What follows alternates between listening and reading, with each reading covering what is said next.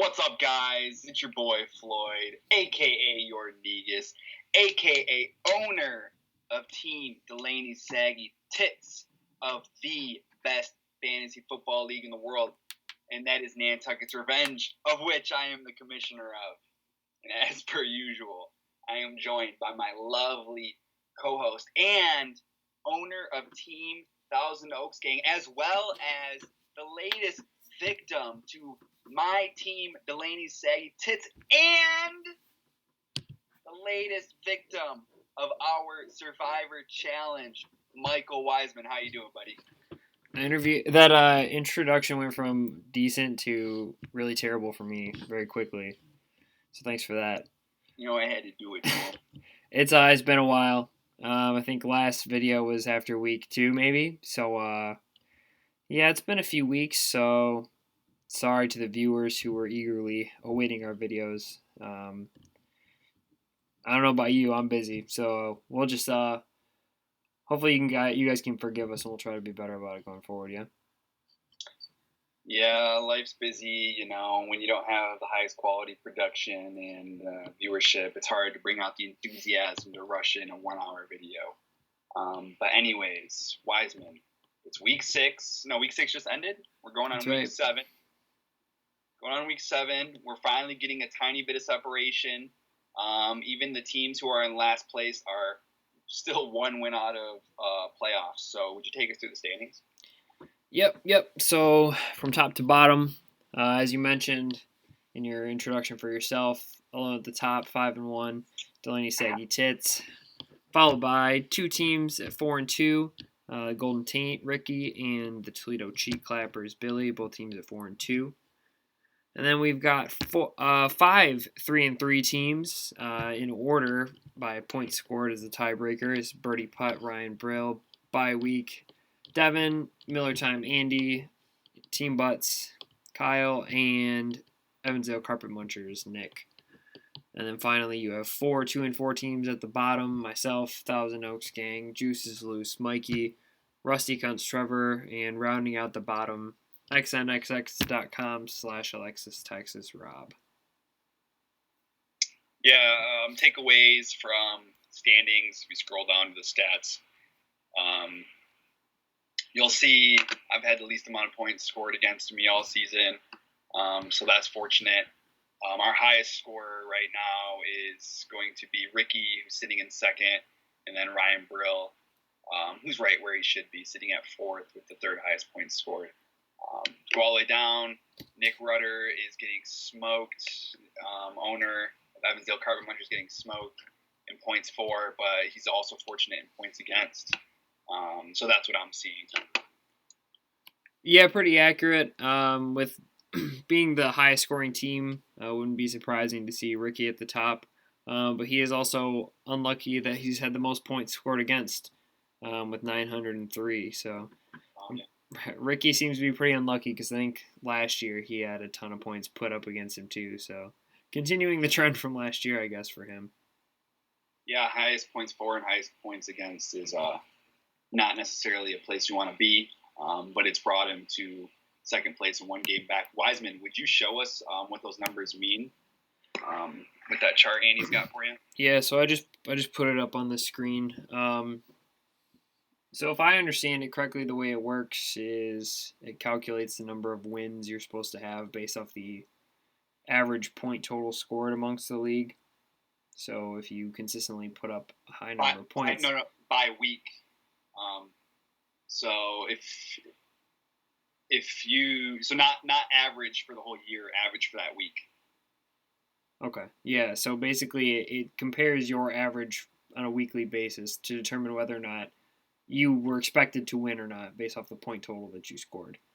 So if you scored below like the median or the average, it would be an expected loss. But if you scored above the median, it would be an expected win. Correct. All right. So based on the expected wins compared to what you actually have in the win column, that's how it determines the luck section. Correct. So since Ricky is projected to be at the top based off the points that he scores on a weekly basis compared to the median, he's expected to have 4.27 wins, but since he only has 4, his luck is minus 0.27. There you go. So if it went the way that you would imagine it would, I guess, is this like the most in a perfect world? Exactly. If you ran perfect, essentially, the standings would look like this, essentially. No, not if you ran perfect. If you ran neutral. Fair. Yeah, that's true. So I guess this is exactly how it would be to correct out luck, so to speak. But you can see that some teams have had a ran pretty neutral, like Billy, Ricky, Devin, and it looks like Andy and Trevor would be tied for running the most neutral. Whereas, as you mentioned, you and Nick are the 2 luckiest teams. And then it's pretty close between myself and Mikey as the 2 most unlucky. And everyone else is somewhere in the middle. So, but that's just the variance with something like this, like a competition where there's an infinite number of possibilities and combinations that each team can have of the entire pool of players. So, just variance, no? Yes, sir. Yes, sir. That's variance for you. So there's the full context to our standings. We're going to take it over to our recent activities before we look at any scoreboard type stuff, just to see what's been going on along with trades and free agents while we've been gone. So under our recent activities, we scroll down to the bottom of page 1. That's about as far as we need to take it. It goes back to 5 days ago. I mean, that's fine. It's my trade with Robert, Team Alexis, Texas.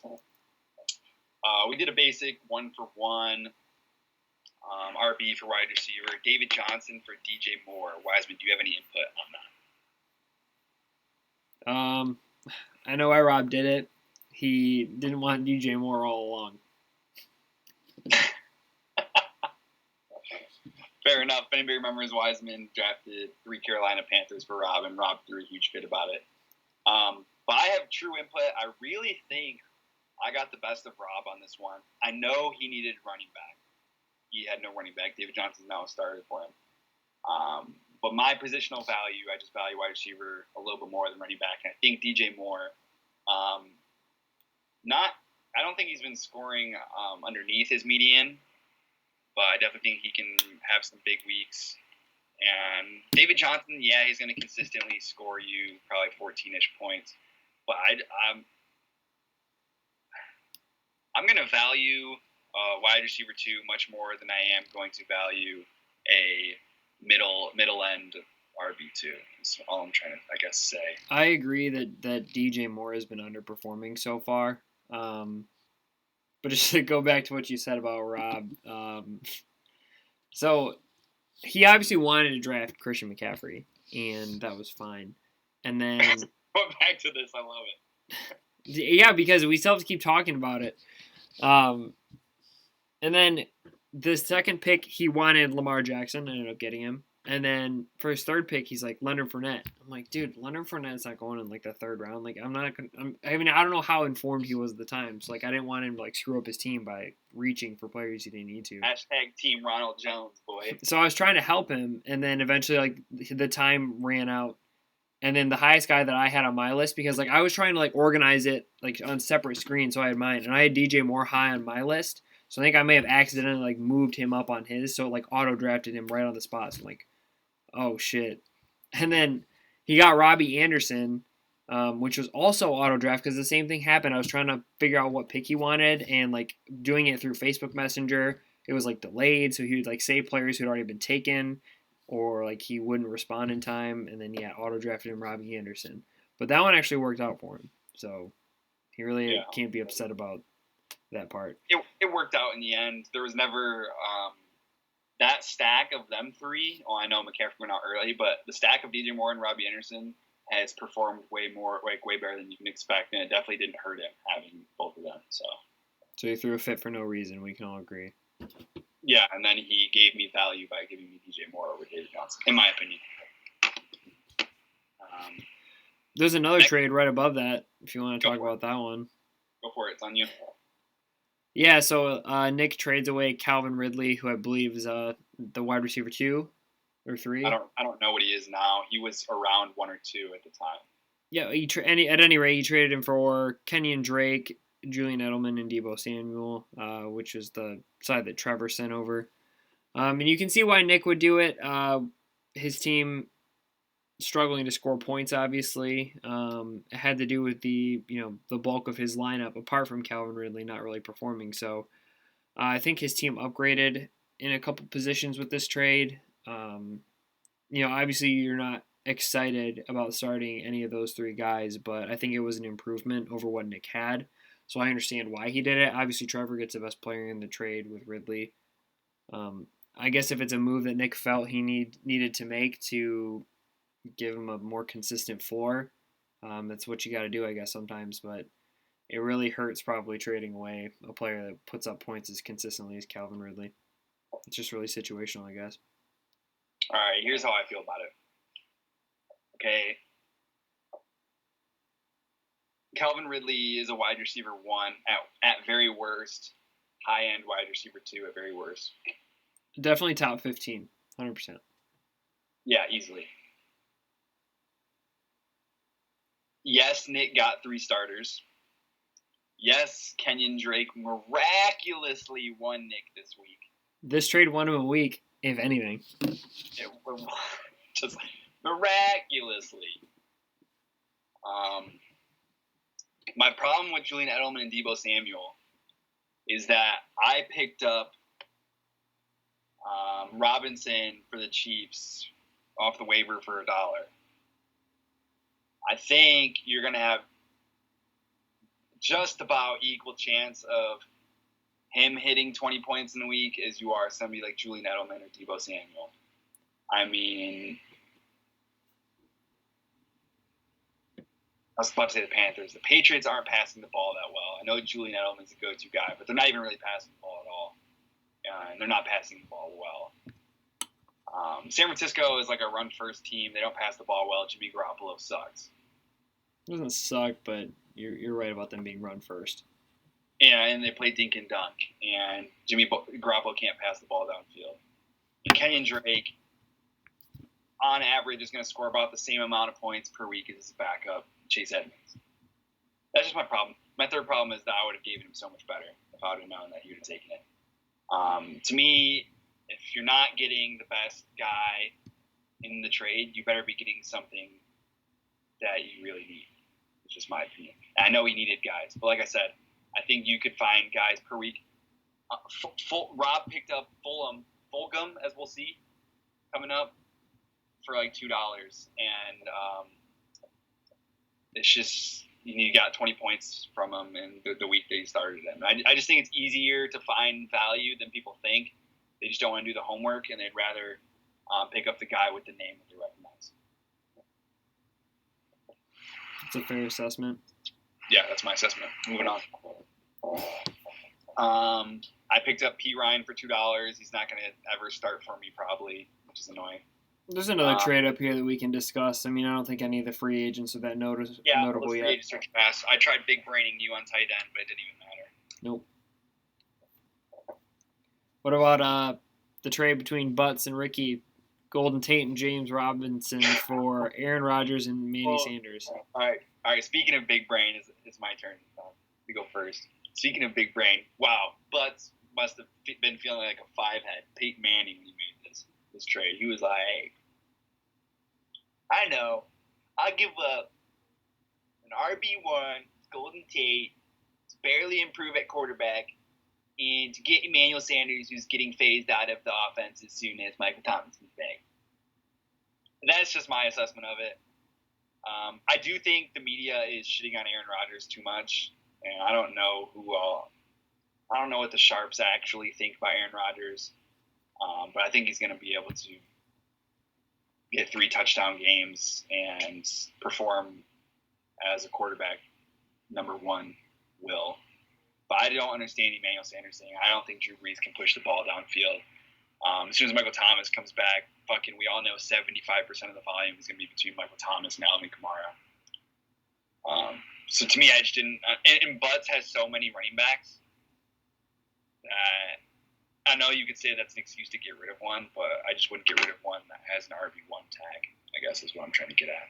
But, to each his own. He wants a quarterback that he can lock in and keep there for the rest of the year. That's fine. I don't think it was as egregious as I was kind of trolling it to be, but it's not a trade that big. James Robinson. Who would have thought he'd be a running back 8? Yeah, right. That's what I'm just trying to say. But that's the major point in this trade. Golden Tate is nothing. Manny Sanders pretty much nothing. And Aaron Rodgers, I guess, he's a quarterback. And honestly, I'm not really pressed over any quarterback that's not, one of like 3 guys. So that's how I feel. Whatever. If you don't have Lamar, Pat Mahomes, Kyler Murray, or Russell Wilson, or Dak Prescott. Everybody else is just whatever. Yeah, I agree. All right, so we are obviously not going to recap all the weeks that we missed. So I just seen something really good. Butts paid $10 for a defense this week. What? That was our big pickup of the week. It was a $10 defense. The Bucks defense. That's Trevor. It's not Butts. Tua went for 6. I was thinking about Trevor did it. It wasn't Butts. It was Trevor. Oh, it was? Yeah. Oh. You just assume Butts spends $10 on the defense? I just assumed the big brain free agency plays are Kyle Butts. Okay. Tua went for 6. I had a bid for him for 8, and I just retracted my bid completely. I think you could argue so far Butts has won the free agents with James Robinson and Myles Gaskin.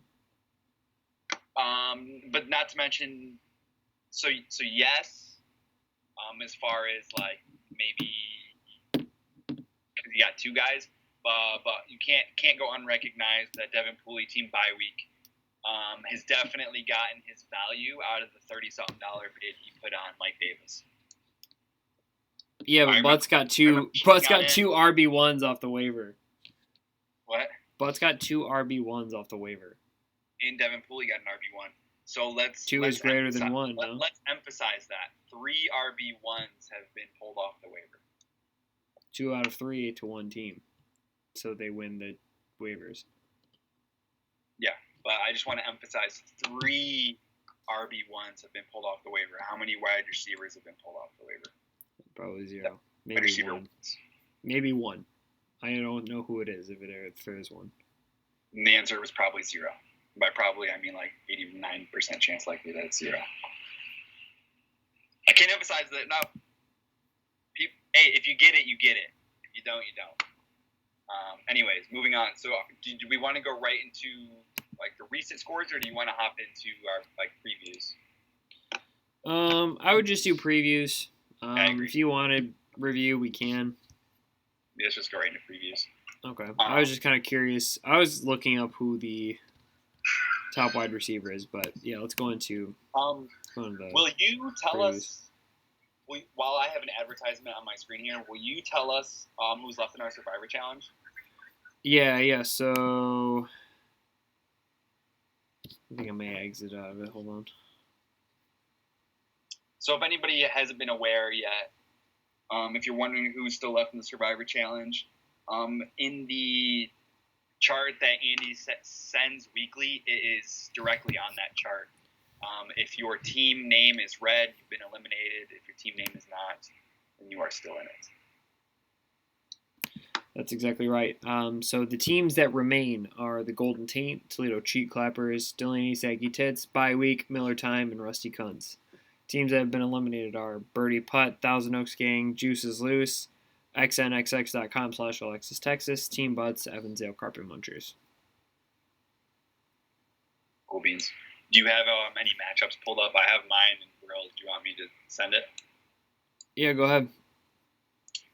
All right. Me and Brill, I don't have an RB plugged in, and I'll also be swapping DJ Chark for DJ Moore. Anyways, without an RB even plugged in, I'm projected to lose by 11, so I'm an RB in, which I do have. Worst case scenario, actually best case scenario, is I'll have Melvin Gordon in there. I currently have a trade offer right now from Andy, DJ Chark straight up for Melvin Gordon. So if I did that, me and Brill would probably be projected for about a tie, which is what you usually see with these projections. When you see a big difference in the projections, you know that a team is going to get the cakes clapped. So me and Brill about projected to tie. This is a week. Brill has one of the best teams in the league, holding it down with Matt Ryan, who I think is a top 5 QB right now in fantasy. Derrick Henry, Kareem Hunt, Aaron Jones. That's all you need to say. But he still has Amari Cooper and Keenan Allen. And then even on the bench, he has Brandon Cooks. So Brill has a great team, but I think he's going to run into a case of me having just extremely good matchups this week. Like, I have the nut matchups. I have Kyler Murray against Seattle. I wouldn't be surprised if Kyler Murray puts up 35 plus possibly. Devontae Adams against Houston. DeAndre Hopkins already mentioned. A.J. Brown is my tough matchup against Pittsburgh, but A.J. Brown is A.J. Brown. He could be matchup independent, although I wouldn't say so. We just know Tennessee's passing game is so efficient, and A.J. Brown is a freak, and they're going to try to get him the ball in the red zone probably. I'll be starting DJ Moore against New Orleans. It's not a great matchup. I just think the fact that Seattle and Arizona are facing each other, and I got Devontae Adams against Houston. It shouldn't be, the leverage spot is going to be A.J. Brown versus Derrick Henry, Michael Gallup versus Amari Cooper, Aaron Jones versus Devontae Adams. So that's what we're going to be looking at. Those three guys leveraging against each other. What's going to happen, we'll find out. But I think I'm going to take this one this week, and I think it'll be tough because Brill's got a great team. Yeah, I think he does have a great team as well. Obviously, he has the edge in the running back situation, but you have the edge in the receiver department. So yeah, it's going to come down to those splits, as you said. Is it a game where Devontae Adams puts up a lot of the Packers' scores, or is it going to be a game where Aaron Jones handles a lot of the volume? And as you mentioned, A.J. Brown and Derrick Henry, it depends on the type of game that it ends up being between Pittsburgh and Tennessee. Although fortunately for you, I would say, while Pittsburgh does have one of the best defenses, the highlight of their defense is probably their ability to stop the run. So that might make it difficult for Derrick Henry. We'll see. Yeah, obviously, you're going to have to figure out who's going to plug into that second running back spot for you. But it looks like you have a good chance to win. But this one is going to be high scoring, I think. So it's really going to depend on whose team gets closer to their ceiling. I agree. I'm worried about Kareem Hunt just murdering Cincinnati. Definitely within the realm of possibilities. It could be a 3-touchdown game. Kareem Hunt against Cincinnati, I think his ceiling is definitely 3 touchdowns, 100 yards on the ground, 60 yards in the air, 4 catches. Like I don't see that as impossible for him this game, and that could be scary because this is the week he could do it. So. Okay, fair enough. Next matchup I have is my matchup with Ricky. So Ricky's 4-2, the highest scoring team in the league. 2-4 coming into this, so not the type of matchup you'd like to have when you're trying to turn your season around. So it does suck. He just made that trade with Butts to pick up an RB1, so his running backs are solid. He's got Russell Wilson, who's obviously that Russell Wilson DK Metcalf stack has been so nasty. On top of having Godwin and OBJ as well. His flex plays don't scare me as much. I'm much more comfortable with the players I have in my flex, but what I really need is just a big performance from the Chiefs, really, where I'm going to need Mahomes and Tyreek Hill to have a good game against Denver.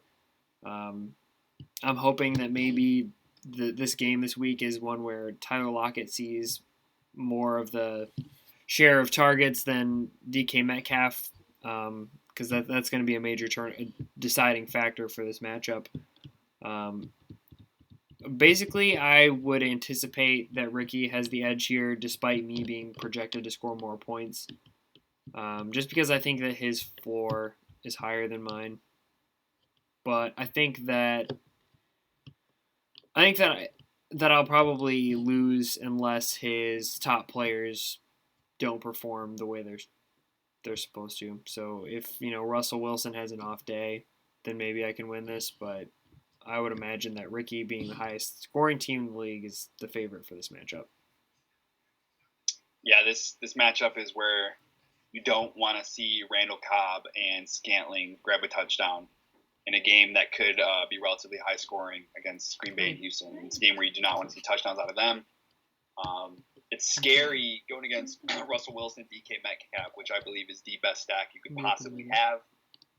I put that even above mine with Hopkins and Kyler, just because Kyler's scoring, as we've seen, is far independent outside of his passing game. He completed 8 passes and had like a 30-point fantasy game.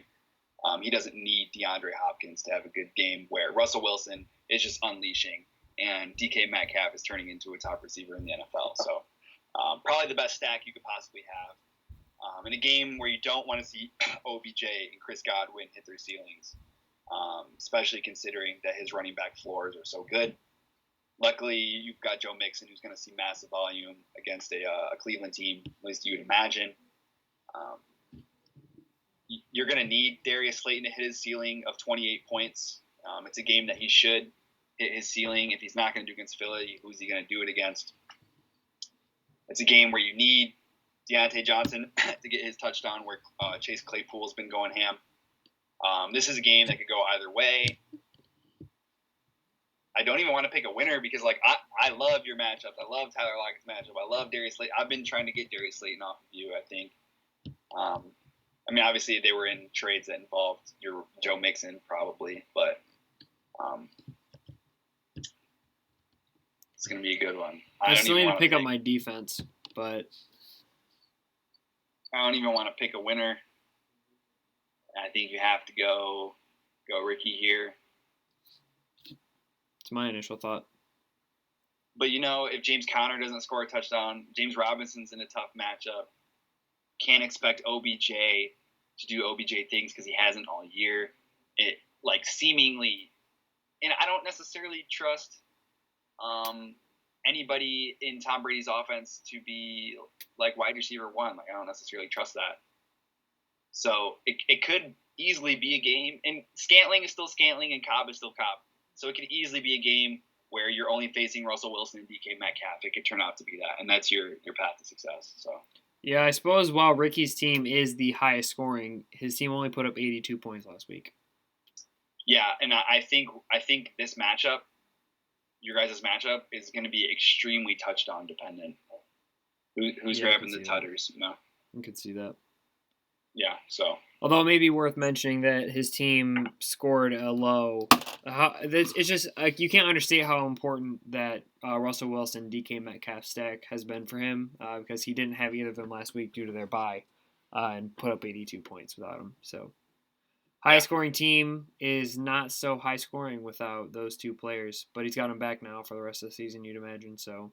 And he's got Dalvin Cook and Raheem Mostert on the bench, so it's a very good team that, when at full strength, is when I was looking at it 2 weeks ago, I was like, okay, this is the best team in the league. So along with Brill, I think mine as well. I think he's got a top 5 team in the league easily, and we see that with his points scored. Yep. Okay. Next matchup is bye week. Devin against Evansville Carpet Munchers. Nick. Yeah, I'll let you start this one. Go ahead. Sure. Devin's projected to win by 13, which, like we said, when projections are at that split, that often means a lot. Devin, I think, might have been the highest scoring team last week. He had Justin Jefferson, Deshaun Watson, which were both, I think, quarterback 1 and wide receiver 1, go ham last week. He had Julio Jones, who was wide receiver 2. Looking at it, I almost hate everybody on Nick's team. He has Michael Thomas. Michael Thomas is back. Okay, yeah, he's got Michael Thomas back. We'll see what happens. Mark Andrews is on a bye. I hate Nick's whole team, and Devin has playmakers. That's my assessment, honestly.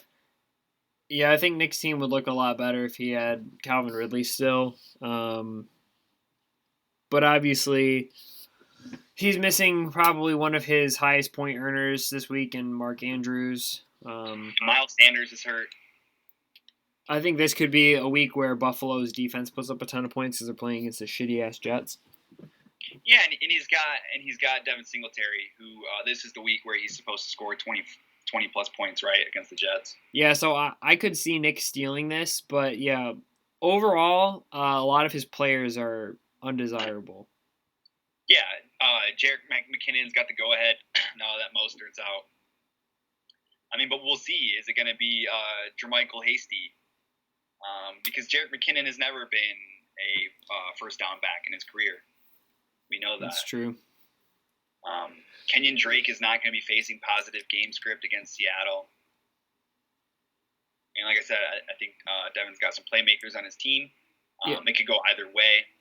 I'm going to say it's going to be another very touchdown-dependent week or matchup. I mean, Nick could definitely pull through with some of his guys, and Devin doesn't necessarily have like smash spots for any of his guys. So I'm going to say that Devin's the clear favorite, but Nick could steal it.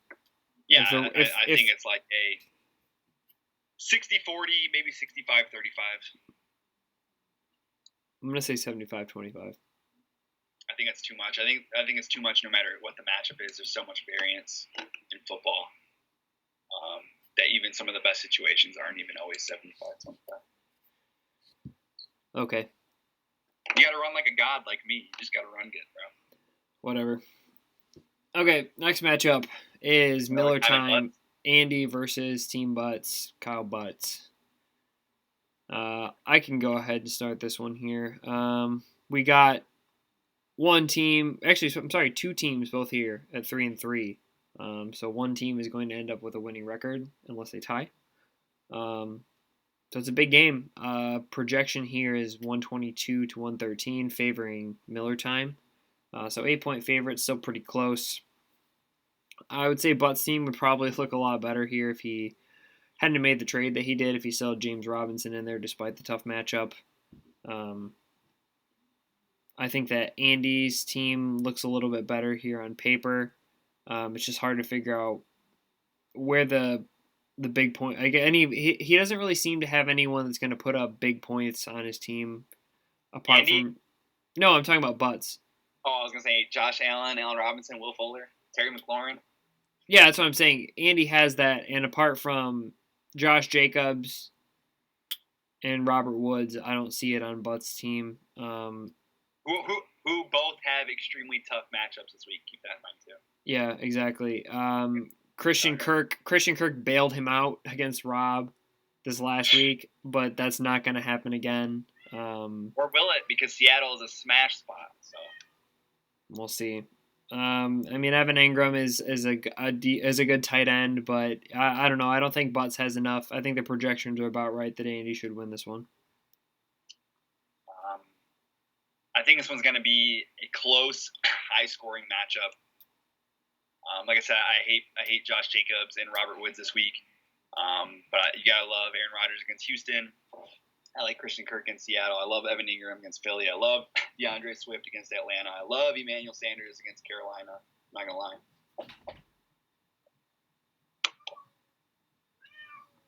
I can't emphasize enough. I already gave Andy Miller shit this week.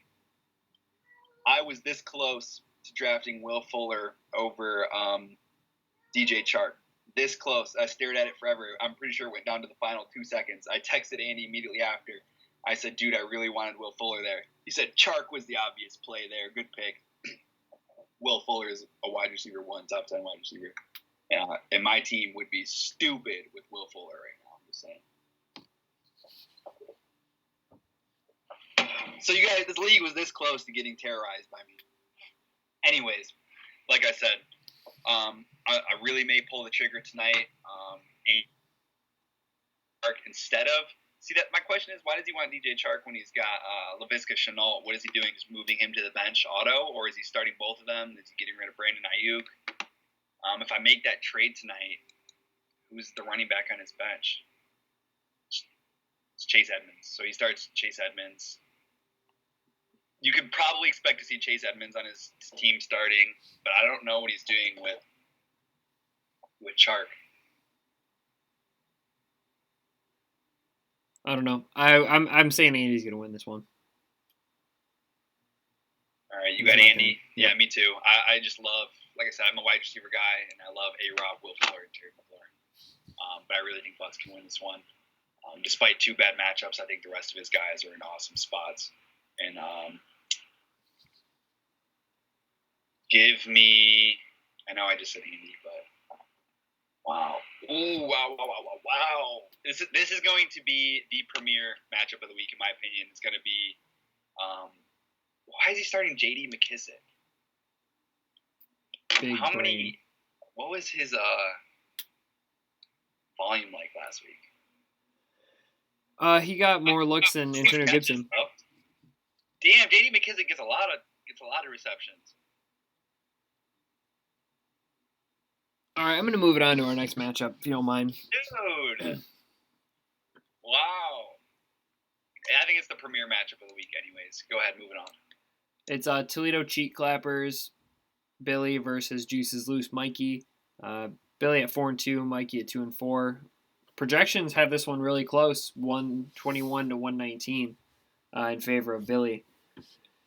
And however, it is worth noting that Mikey does not have a defense right now. Baltimore's on bye this week. Damn it, dude! I was literally gonna say, note that Mikey doesn't have to set his team this week, but I'm wrong apparently. Yep. So we'll see if Mikey ends up getting a defense or if he's just gonna leave it. He is 2-0, not setting his lineup, so maybe Mikey's just gonna not do it. We'll see. Keep in mind, Mikey's only 2 wins this year. He has not set his lineup. It's true. I don't know. I think there's something there to that. But I mean, you gotta think Mikey's always got a chance when he's got Elliott, Gurley, and Kittle. But the rest of his team is not probably going to be enough to get the job done.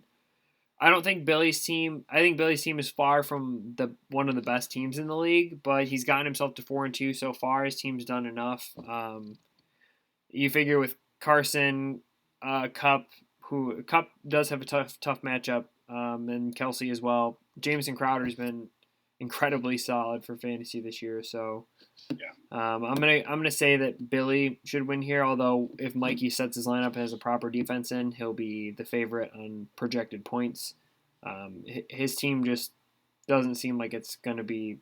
Even if Zeke and George Kittle have massive weeks, it still might not be enough. So give me Billy this week. Yeah, I think Billy should scrape him. It shouldn't be a problem. I don't think I need much analysis. Chris Carson's going to do fine. I don't know. There you have it. All right, last matchup. He's got a low floor, but his guys are going to keep hitting their medians. Apparently, they have every week. Right on. Last matchup is another close one. It's Rusty Cunt's Trevor versus xnxx.com/Alexis Texas. 2-4 teams squaring off to avoid being in last place. What do you think?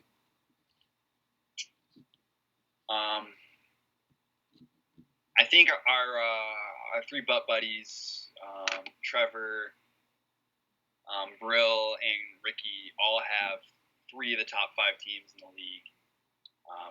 Trevor somehow consistently finds a way to do well in trades, and this team is just pretty good. Everybody on his team has a floor and a ceiling, which is not easy to do. Alvin Kamara is the biggest freak in the NFL.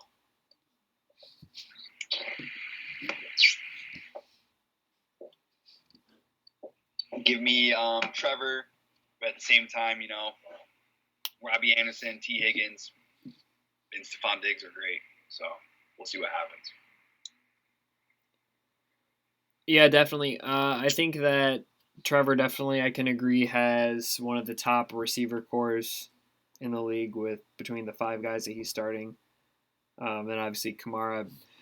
I mean, obviously Devonta Freeman's not the guy that you want to start. But yeah, having Kamara gives him a little more flexibility with that second running back spot.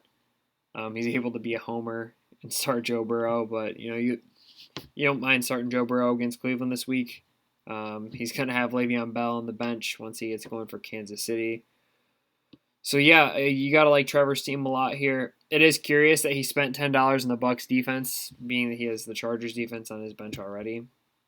Not sure what the play was there, but his team is projected to score more points than Rob, and I think that's fair. But I think that this could end up being the premier matchup this week, as opposed to being Butts and Andy. So it's also possible that Rob's team, the floor falls out from under him and his team doesn't do so well. I think Trevor's team is much safer, but I think this is going to be a close matchup. Slight edge, Trevor. Yeah, if Rob has Lamar Jackson and Christian McCaffrey, then this is just the absolute sickest matchup of the year. But I think it's going to hurt having Henderson and having Henderson go against Chicago and starting Derek Carr in general, especially against Tampa Bay, is not going to give you any favors. I love Fulgham in that matchup, but anybody starting Rob Gronkowski is going to lose to me. So, especially when you're not starting him at tight end. Right then. So here we are. We're week 7. News drops today that Antonio Brown is eligible by week 8 to be reinstated. I don't think that means that he will be reinstated. I think I'm reading that he's eligible for reinstatement. Teams are showing the interest. I'm not sure what that means for his future. Right now, I've seen that the Packers and the Seahawks are the front runners to try and sign him, and that pretty much most teams are interested in trying to get him.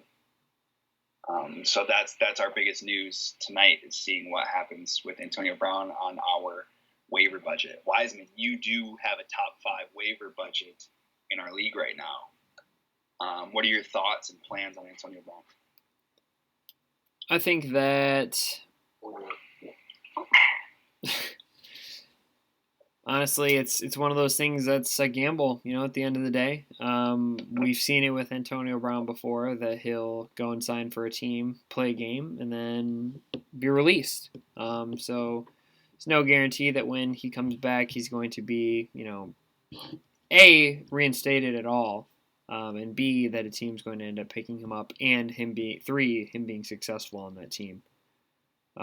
So definitely uncertain. The only thing that I am certain about is that someone is going to spend a lot of their fab on him, and not just in this league, but in many leagues. This is one where you like fab, and you blow your fab. And then it could pan out and be a championship move, or it could also be a waste of your money. So what's your plan? By the time anybody sees this, they won't be able to hear how much money you've spent before Antonio Brown is picked up. So what are your plans? You don't have to tell me how much you're spending, because you don't want to give me that edge. But what are your plans? I have a spot to pick somebody up, so I'll probably put in what I think he's worth and see if I value him the highest. Maybe. Do you think there's a chance that you successfully pick him up? Yeah. Okay. For me, I guess my opinion is just that, like we said, 3 RB1s have been picked up off the waiver. 0 wide receiver 1s. That opportunity never comes. This is potentially that opportunity. Antonio Brown was picked up for 1 week with the Patriots. He scored 3 touchdowns in the 1 game that he played. At the time, Antonio Brown was probably the best receiver in the world, if not top 3 to 5. This is a play. If you're ever going to blow your whole fab, this is seemingly the type of move. This move opportunity on the waiver doesn't come often, once a season. So I don't have as much as everybody else. I'll definitely be putting a significant chunk of my fab left. Considering most teams by now, their team is relatively set. Like, I've just been blowing it on dumb shit, and I wish I had that $6 that I tried blocking you last week back. Yeah, I mean, if your moves left are picking up defenses week by week, or quarterbacks week by week, or running backs week by week, it's probably the week that you want to get rid of a little bit of money for Antonio Brown. We'll see what happens. All I know is it's going to be weird at 10 a.m. I know I'm going to be looking like fuck. I'm going to be literally at work. I think it's 11 a.m. Is it 1 p.m. for you guys, or is it? It's 11 a.m. I think. 11 a.m. You mean? Yeah, 11 a.m. So for me, it's 8 a.m. I'll be at work. Yeah. I'm going to be right there at 8 a.m. looking at it and seeing who gets him. But we'll see if he wins somebody a championship this year or not. Yeah, and just to reiterate on your points that that wide receivers that are productive off the waiver wire are incredibly rare. I don't even think any of the top 24 wide receivers could have been picked up off the waiver wire. The highest rated wide receiver that I see that could probably have been picked up off the waiver wires that wouldn't have been drafted. No, so far this season, the highest scoring one that you could have probably picked up is Chase Claypool. Yeah. Chase Claypool? Okay, that's fair enough. It probably was Chase Claypool. And then right behind him would probably be Justin Jefferson.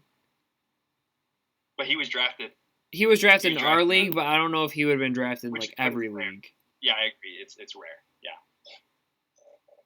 And then, I mean, at this point, we're probably into like the wide receiver 3 or 4 range.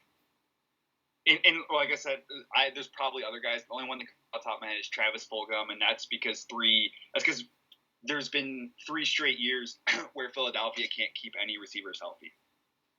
Or just have a good receiver in general. Literally. And Travis Fulgham is just a plug-in until you hope on the good matchups that he hits. That's it. You're just like, okay, you're facing the Giants this week. Please do something. Please. But yeah, Chase Claypool. I imagine he was picked up on the waiver. He might not have been. I don't recall. But yeah, it never happens. And it says he's the wide receiver 18. So I guess he would technically be a wide receiver too, but it looks like there are more than 17 guys ahead of him. Maybe he's tied. I don't know. But still, as you mentioned, 3 running back ones off the waiver wire, 0 wide receiver ones off the waiver wire. Could Antonio Brown be a wide receiver 1 at the Packers or the Seahawks? Or anybody else. But if those are the 2 most likely destinations, do you think he's a wide receiver 1 on either of those offenses? Normally, I would say no, but I'm only going to say yes because I've witnessed now multiple incidents where 2 wide receiver 1s can be supported by a quarterback. What I'm trying to say is, like with Devontae Adams, can Antonio Brown still be wide receiver 1? I think that answer is yes. With DK Metcalf and Tyler Lockett, could Antonio Brown still possibly be wide receiver 1? I still think the answer is possibly yes. At least on a per week basis, maybe not for the rest of the season. But on any given week, yes, Antonio Brown could get you a 35 ball. I say he's more likely to do it on the Packers and the Seahawks. That's just my thoughts on it personally. I almost think different, only because Seattle's defense has been pretty shitty this year, so I think it's just guaranteed. And I think Russell Wilson's just much more talented. I just think it's more guaranteed that the Seattle passing attack will come through for you on any given week than Green Bay's, but who knows? Fair enough. We'll see. Well, hopefully we have another good week of football. Hopefully no more games get postponed or canceled because of COVID. And then, yeah, we'll see where we're at in the standings after week 7. I think that we have plenty of matchups that could shake up the league and shake up the standings. So, see how we come out. You got anything to add at the end? Just stay ahead of COVID news. If you see shit on Wednesday, you better be prepared to make moves. Because I'm not going to give you a last-second opportunity. I thought I had something else, but now I don't remember. Yeah, that's it from us. That's our long, extended video. Make sure you listen to it till the end.